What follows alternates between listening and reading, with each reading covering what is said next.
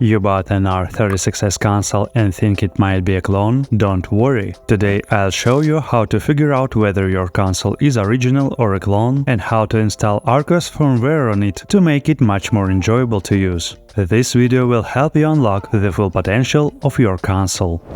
First, you need to make sure you actually have a clone and determine exactly which modification it is. To do that, go to the page linked in the description box. As you can see, R36S clones fall into two main categories: those that support emulate firmware and those with no custom firmware support. The page also includes photos of clone consoles with their key identify features. Try to determine which version you have. If your console supports emulate, you can install a special ArkOS build made specifically for clones. Moreover, you can also install other firmware options listed on that same page. Study the information carefully, it will help you better understand your console's capabilities. The installation process for all firmware versions is essentially the same. Download the firmware image and flash it to a new clean SD card. That's the short version. Now I walk you step by step through installing ArkOS4clones. Most clones are based on the K36 console, so I'll use it as an example. I also have another console, the ANS11, which is also an R36S clone and based on the K36 hardware. By the way, I previously posted a comparison video on my channel featuring these consoles, including gameplay tests on different firmware versions. In that video, I found that the ANS11 was absolutely hopeless on the stock emulate firmware, on dArkOS, and even on an older version of ArkOS. You'll find a link to that video in the description box. Let's see if this firmware version can finally make it playable. We'll find out at the end of this video. First, we need to properly identify the console to determine exactly which clone version and screen type you have. Remove the SD card with the stock firmware, in my case that's emulate, and insert it into your computer. Then go to the special identification website linked in the description box. Click the Select DTB file button and in the boot partition of the SD card choose the available DTB file. Then click Identify DTB file. On the right side, you'll see a description of your console. In my case, it shows kinhank K36 with origin panel, also identified as clone R36S. Above that, you'll see a link to ArkOS4clone. Click it. Now go to the page with the latest firmware release.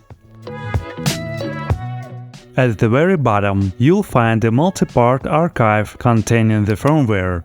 You must download all three parts. Once downloaded, open the archive. I recommend using 7-zip. You only need to open the first part, the rest will extract automatically. Then open the second archive containing the firmware.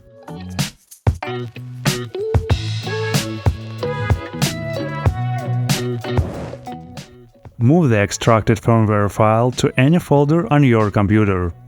In the end, you'll have a firmware image file in IMG format.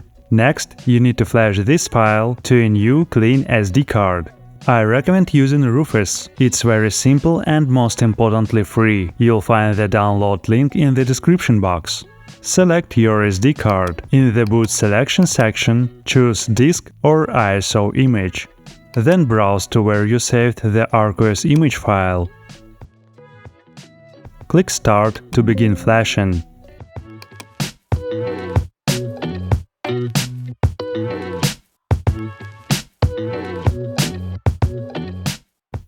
Once the process is complete, you can close Rufus. Now we need to install the correct boot files for the firmware. Go to the boot partition on the SD card and open the DTB Selector Win32 program, and the window that appears, press Enter. Then select your console version, the one we identified earlier. In my case, it's kinhank. I enter number 4 and press Enter. Next, I select K36 origin panel by entering number 1 and pressing Enter. For language selection, I also enter number 1 and press Enter again. The window closes and the correct boot files are automatically applied.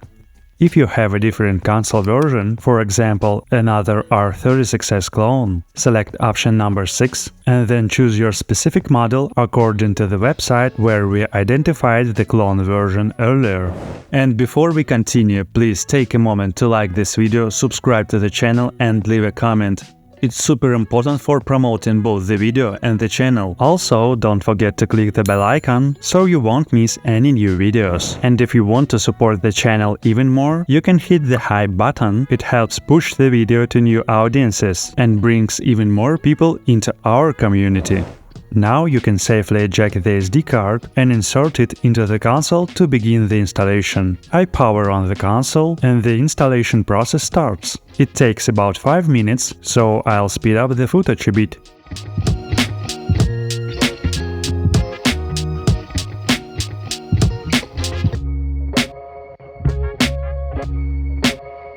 After installation, the console automatically reboots and displays the main system selection screen. Everything works perfectly. Now it's time to add games.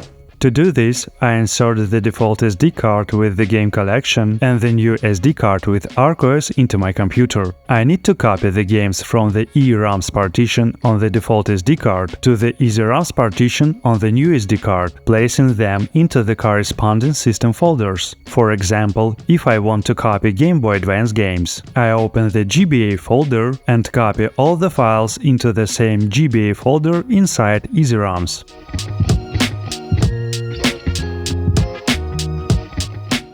I do the same for Game Boy Color games, copy them from the default SD card and paste them into the corresponding folder on the new SD card. You can transfer the entire collection or just the systems you're interested in. After that, insert the new SD card back into the console. As you can see, many more systems now appear on the main screen.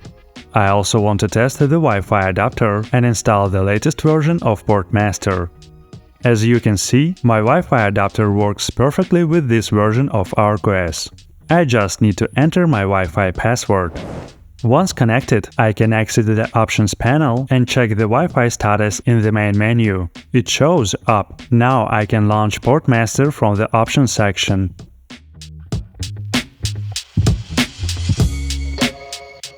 After downloading and installing the latest version, Portmaster launches successfully and I can start installing games. As you can see, Half-Life 2 runs perfectly, with no issues with analog sticks, which on another firmware were inverted. In my opinion, that's a revolutionary improvement. Essentially, this console now performs just like an R36S. Games launch without issues, and controls feel perfect, just like on the original R36S. Controls also work well in PSP and Nintendo 64 games. I am very satisfied with the results and want to express special thanks to the developer and everyone involved in creating this firmware.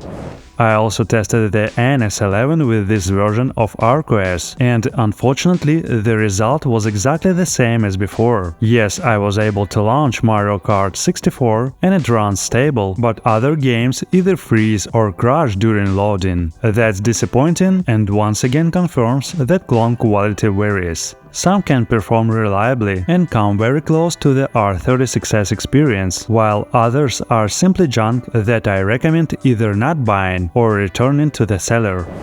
Still, the world of R36S clones isn't hopeless. There are some truly decent alternatives out there. My opinion of the K36 has improved. It's a good and ergonomically comfortable console. I can confidently recommend it for purchase. I hope you enjoyed this video. Please like and subscribe to the channel. I wish you pleasant nostalgia and successful completion of your favorite games.